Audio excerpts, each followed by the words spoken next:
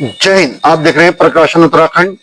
रात 9 बजे 9 खबर में आपका स्वागत है। देहरादून से मैं अनिल रावत। बात करते हैं 9 खबरों के हेडलाइन से।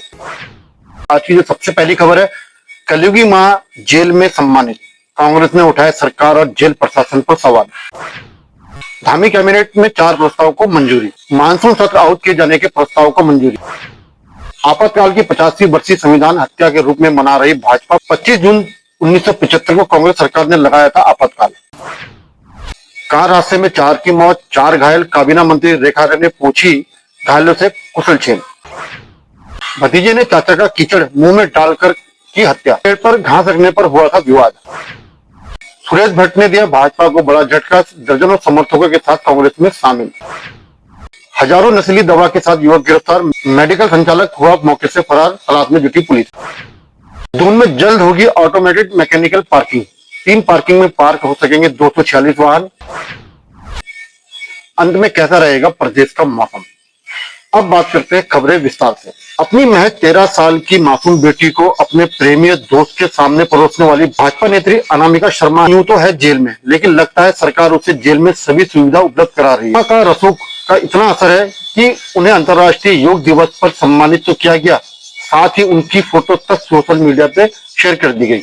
उत्तराखंड प्रदेश महिला कांग्रेस अध्यक्ष ज्योति रौतेला ने पत्रकार वार्ता को संबोधित करते हुए कहा, जहां एक बार उत्तराखंड में बढ़ते महिला अपराधों पर गंभीर चिंता प्रकट करने की जरूरत है, वहीं महिला अपराधों में भाजपा नेताओं की संहिता पर राज्य सरकार की चुप्पी पर धामी सरकार को घेरने का काम किया। देखिए, लगातार भाजपा की सरकार ये दावे करते आई है कि वो उत्तराखंड में महिला सशक्तिकरण की बात कर रही है, बेटी बचाओ बेटी पढ़ाओ का नारा वो देती भी आई है। लेकिन एक बहुत बड़ी घटना हरिद्वार में हुई, जहाँ पे उस घटना ने ना सिर्फ एक माँ बेटी के रिश्ते को कलंकित करने का काम किया, उसने रिश्तों में विश्वास को कम करने का काम भी किया।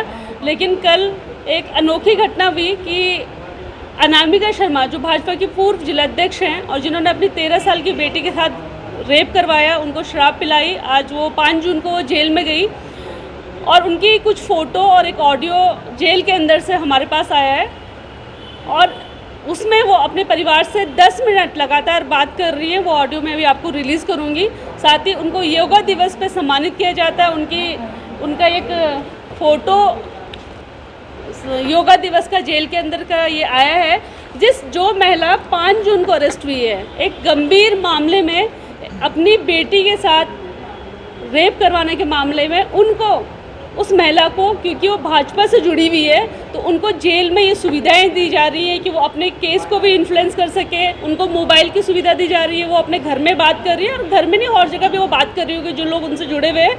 हमारा सरकार से सवाल है कि वो कौन से लोग हैं जो उससे मिले हुए, वो कौन से नाम हैं जिन्होंने उनकी बेटी के साथ रेप किया और कितनी महिलाओं के साथ उन्होंने ये अपराध इस समाज में करवाया है। उसके ऊपर जो जांच की मांग हम लगातार कर रहे थे कि सीबीआई जांच होनी चाहिए, इन्वेस्टिगेशन होनी चाहिए। और ये बड़ी घटना है कि 5 तारीख को जो महिला अरेस्ट हुई है, वो 10 दिन बाद उसको योगा दिवस में सम्मानित किया जा रहा है। उसको जेल से उसके घर में और बाकी लोगों से बात करने की सुविधाएं मुहैया कराई जाती है। कहीं ना कहीं पुलिस की जो भूमिका है उसको सवालों के घेरे में खड़ा करती है। अच्छी बात है कि यूसीसी का बड़ा महिमा मंडल मुख्यमंत्री धामी जी ने कहा कि उत्तराखंड पहला राज्य है जिसमें समान नागरिकता सम्मान लागू हुआ। लेकिन उन्हीं के एक पूर्व विधायक, हरिद्वार के ही विधायक सुरेश राठौड़ जी ने जिस तरीके से उसकी धज्जियां उड़ाई हैं और प्रेस कॉन्फ्रेंस करके और अपनी जो उनका एक उर्मिला जी से जो उनका एक रिश्ता था उसको स्वीकारा, ये उसका फ़ोटो हम लोग जारी कर रहे हैं। ये कहीं ना कहीं मुझे लगता है कि हिंदू मैरिज एक्ट के खिलाफ है। साथ साथ ये पूरे समाज को भाजपा एक गलत मैसेज देने का काम कर रही है। जिस तरीके से वो अपनी पत्नी के होते हुए एक दूसरी महिला को अपनी पत्नी का दर्जा दे रहे हैं, वो यूसीसी का भी उल्लंघन है और समाज की जो महिलाएं हैं जो शादी में बिलीव करती है उनके लिए भी गलत है। उत्तराखंड विधानसभा का मानसून सत्र आउट किए जाने के प्रस्ताव को धामी कैबिनेट ने मंजूरी दे दी है। सत्र की तारीख और स्थान के लिए मुख्यमंत्री पुष्कर सिंह धामी को किया गया अधिकृत। उत्तराखंड विशेष शिक्षक सेवा नियमावली 2025 को मंजूरी, 135 पद किए गए सृजित। पंचायती राज विभाग से संबंधित एकल मंत्रिमंडल समिति ने अपनी रिपोर्ट की पेश। स्वच्छ भारत मिशन ग्रामीण के तीसरे चरण के प्रारंभ होने की दशा में कार्यक्रम के क्रियान्वयन के लिए पंचायती राज विभाग को किया गया अधिकृत। भाजपा आपातकाल की 25वीं बरसी संविधान हत्या के रूप में मनाने जा रही है। प्रदेश अध्यक्ष एवं राज्यसभा सांसद महेंद्र भट्ट ने कहा, ये भारतीय लोकतंत्र का वो काला अध्याय है जिसे हर पीढ़ी को जानना आवश्यक है, ताकि भविष्य में फिर कभी संवैधानिक भावनाओं को, संसदीय अधिकारों को और अभिव्यक्ति की आजादी का दमन ना हो सके। उन्होंने कहा कि हम अपने संविधान में सिद्धांतों को मजबूत करने और विकसित भारत के सपने को साकार करने के लिए मिलकर काम कर रहे हैं। हमारा स्पष्ट मानना है कि भारतीय लोकतंत्र में 25 जून 1975 को लिखे आपातकाल के इतिहास को याद रखना प्रत्येक पीढ़ी के लिए आवश्यक है। प्रेस की आजादी को खत्म कर दिया गया। कई राजनीतिक नेताओं, सामाजिक कार्यकर्ताओं और छात्रों और आम नागरिकों को जेल में डाल दिया गया था। कार हादसे में 4 की मौत, 4 घायल। सिंचाई नहर में कार गिरने से हुए हादसे में 4 लोगों की मौत हो गई थी और इसमें 4 लोग घायल हो गए थे। कैबिनेट मंत्री रेखा आर्य ने बुधवार को सुशीला तिवारी अस्पताल जाकर घायलों का हालचाल जाना तथा जो वहां चिकित्सक है उनको हिदायत दी कि इनका उपचार किया जाए। भतीजे ने की चाचा की कीचड़ में मुंह डालकर हत्या। सहसपुर केदारवाला गांव में खेत की डोल को लेकर 2 पक्षों के मध्य विवाद में वाजिद अली की मौत हुई। हाथ को खेत की डोल पर रखने पर हुआ था विवाद। मृतक के पुत्र परवेज अली ने मृतक के भतीजे मनीष असलम तथा अन्य परिजनों के विरुद्ध पुलिस में शिकायत कराई दर्ज।